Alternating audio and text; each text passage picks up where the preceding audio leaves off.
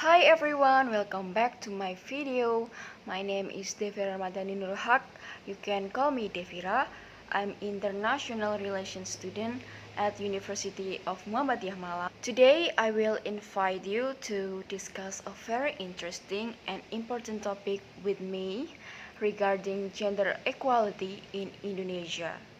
So, why is this topic so important to discuss and know? But first, let me tell you about what gender equality is. Gender equality is when people of all genders have equal rights, responsibilities, and opportunities. Everyone is affected by gender inequality. Women, men, trans, and gender diverse people, children, and families. It impacts people of all ages and backgrounds. For your information, gender equality is still a problem in Indonesia. The Global Gender Gap Index 2020 report released by the World Economic Forum reveals that Indonesia is ranked 85th out of 153 countries with a score of 0.70. This figure has not changed since 2018. But in the past of 12 years, Indonesia has succeeded in narrowing the gender gap by approximately 8%, especially in the fields of education and health. A study, of show, a study shows that women are hindered by a variety of things, from family to cultural norms. In fact, research shows that if the economy provides equal opportunities for women and men, then the economy will benefit from higher productivity and better quality. If the state gives equal opportunities to women in participating in the economy, and the country's productivity will increase in value, even reaching 28 trillion or 26% of world GDP. As you might know and heard that lately there's a lot of sexual harassment happen in Indonesia. So Southeast Asia has one of the highest records of gender-based violence in the world. And Indonesia was recently ranked as the second most dangerous place for women in the Asia Pacific. What is the state of women's rights and gender equality in Indonesia? It is true that Indonesia has high rates of violence against women.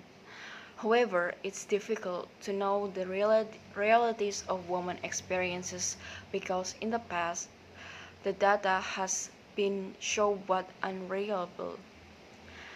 This has been due to the reasons such as lack of reporting mechanism available to survivors of violence and the fact that discussing sexual violence is a taboo, and if reported can result in stigmatization, which limits the number of survivors who have come forward.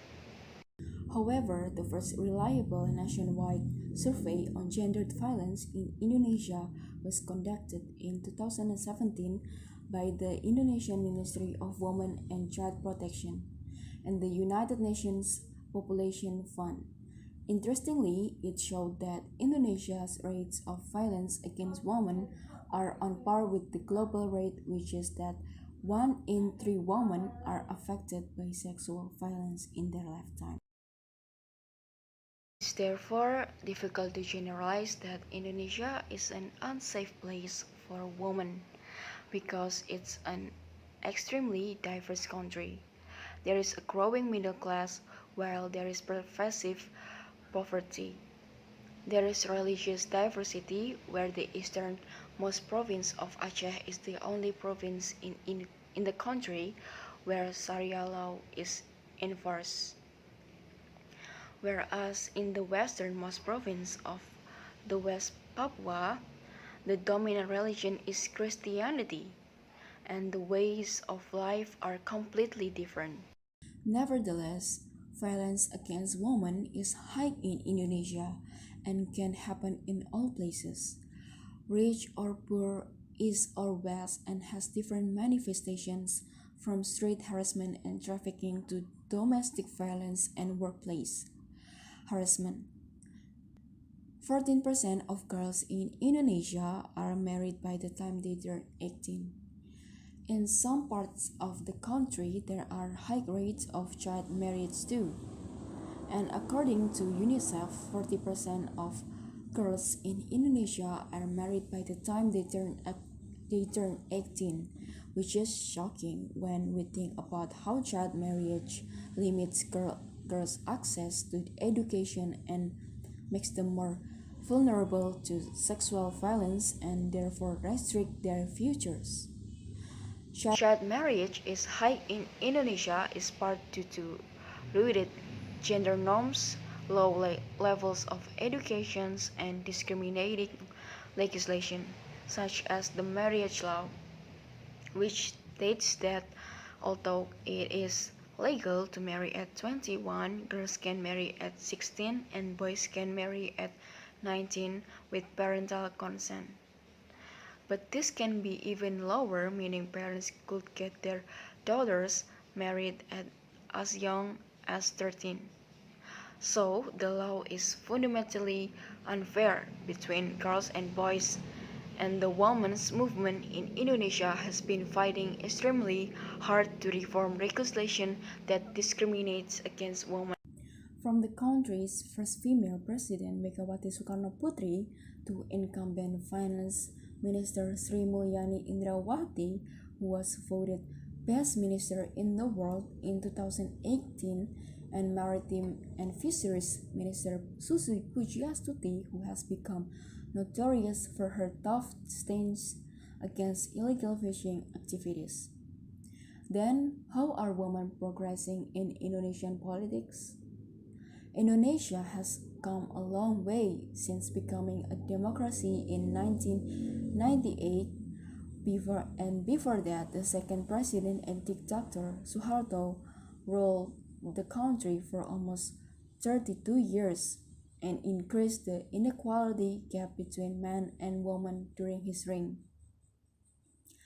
Since the fall of Suharto, however, gender equality is explicitly enshrined in Indonesia's constitution, and the country has ratified the Convention on the Elimination of Violence Against Women. The country has also been undergoing a process of democratization which has involved slowly decentralizing its power. This means that the greater authority has been distributed to the 34 provincial governments outside of the capital of Jakarta. Furthermore, to aid gender equality, a quota system requiring political parties to be made up of 30% women has been put in place. Although remnants of Suharto's old system of cronyism remain, limiting the impact of the quotas, translating to more women in provincial parliaments. But the defining approach to furthering gender equality in Indonesia has been through gender mainstreaming and gender responsive budgeting, which can be seen throughout provincial administration in the country. This means there is the intention to ensure infrastructure, health, and education outcomes include results that address specific gender equality gaps. The challenge for effective gender mainstreaming, however, is the political will to translate the approach into well-researched programs from one province to another.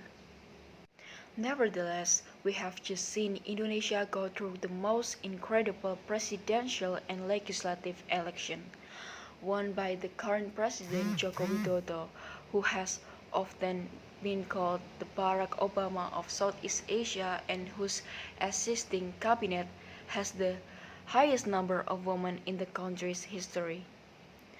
This is not simply a matter of filling seats in the cabinet with women such as the wives and sisters of male politicians because it's required by law, but rather there are some incredible female political figures who are there because they are strong, smart, and capable. You've rightly mentioned Minister of Maritime Affairs and Fisheries Susi Pujiastuti, who is a fabulous role model for a lot of women, particularly women who have not had tertiary education because she entered politics through an unorthodox route. Then there's Minister of Finance Sri Mulyani Indrawati, who is also the former leader of the World Bank and is such an inspiration to a lot of women who are looking to work in public life because of her experience as well as her work to include gender mainstreaming in state budgets. There is also Minister of Women's Empowerment and Child Protection, Johanna Susana Yembise, who is a Papuan woman as well as many more female public figures. The women's movement in Indonesia has been growing with thousands of women marching in cities across the country in support of women's rights and gender equality. Who are who are some of the key figures in the women's movement in the country, and how are men responding to their demands given that Indonesia is the world's largest Muslim majority country? There are so many. Indonesia has its own heroes in gender equality. Throughout its historical narrative, and many of them throughout these marches are celebrated. These include Cut Nyak Dien, who was a freedom fighter from Aceh, who fought against the Dutch, leading her own army in the 1880s. She's often talked about as one of the country's heroes.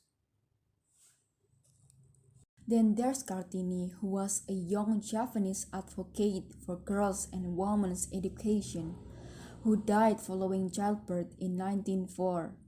And then Marcina, who is an under-celebrated labor rights advocate who was murdered as a result of labor rights movement that she led in East Java in 1998. So, Indonesia has some really amazing female heroes. In terms of today's movers and shakers, they are walking in the footsteps of these historical figures.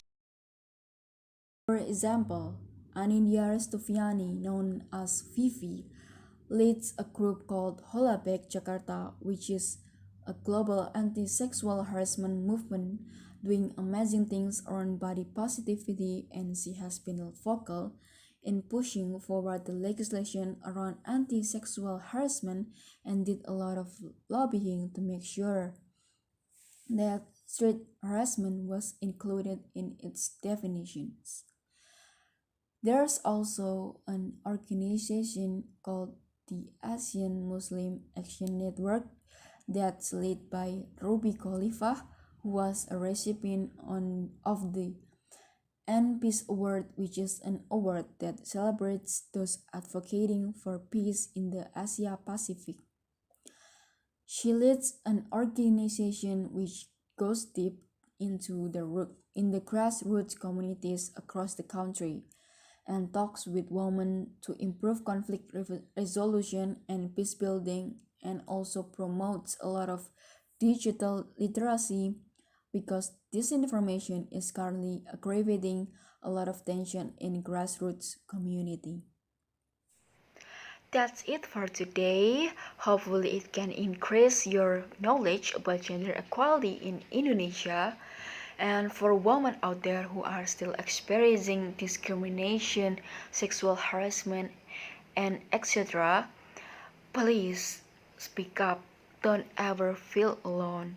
And don't ever feel like your world is falling apart because there are so many people who will support you. Thank you for watching. Bye guys.